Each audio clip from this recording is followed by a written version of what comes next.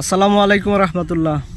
আজকে আমি আছি নাওডোবা এলাকায়। নাওডোবাটা হলো পদ্মা সেতুর জাজিরা প্রান্তের এলাকায়। এই যে জায়গাটা দেখতেছেন এটা কিন্তু একটা সরকারি জায়গা, সরকারি অধিগ্রহণকৃত একটা জায়গা। এখানে তাঁতপল্লী হওয়ার কথা আর কি। শুধু এটা না, এই যে আমার পিছনে যে আর রাস্তার ওই পাশে ওই জায়গাটা দেখতে পাচ্ছেন, এটাও মানে বিশাল বড় এলাকা নিয়ে তাঁতপল্লী হওয়ার প্ল্যান ছিল গত সরকারের সময়। এটা শেখ হাসিনা তাঁতপল্লী নামে এটার মানে জায়গা অধিগ্রহণ করছে, উদ্বোধন করছে। তো আমি আসলে ভিডিওটা করার একমাত্র উদ্দেশ্য হলো আমি এখানে আসছি একটু ঘুরতে। এই যে আমার পাশে দেখতেছেন কত সুন্দর ঘাস। আমি আসলে এই ঘাসটার নাম জানি না। এই ঘাসটা হয় হলো রাস্তার পাশেই। ইস ভাই, আমার যদি বাড়িটা এই জায়গায় হইতো আমি যে কি করতাম একমাত্র আল্লাহ ভালো জানে। এই যে দেখেন রাস্তার পাশে এত এত ঘাস, শুধু রাস্তার এই পাশে না, রাস্তার ওই পাশেও আছে, যে কেটে কেটে খাওয়াচ্ছে আবার হচ্ছে। দেখেন এত ঘাস, মানে আমার যদি 50 থেকে 100টা গরু থাকে, এই কিছু দূর যত রাস্তা মানে যত দূর পর্যন্ত আমি চোখে দেখতেছি তত দূর পর্যন্ত মানে খালি। এখানে রাস্তার পাশে কোনো গাছ নেই।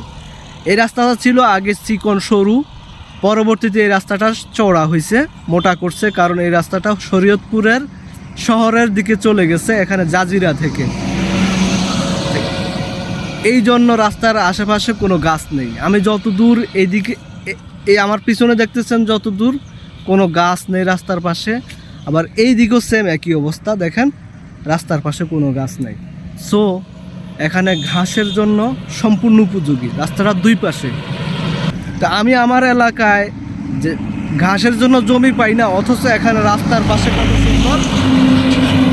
পাশে কত সুন্দর ঘাস হচ্ছে। এই যে দেখেন কেটে নিয়ে গেছে, খাওয়াচ্ছে, হইতেছে আবার, এই হলো অবস্থা। তো এখানে যারা আছে, এখানে আসলে আশেপাশে তেমন বাড়ি ঘর দুয়ার নাই, মানে ফাঁকা। তারপরে কিছু কিছু কলকারখানা গড়ে উঠছিল, তো গত সরকার মানে চলে যাওয়ার পর আর এখানে সব কিছু বন্ধ হয়ে গেছে।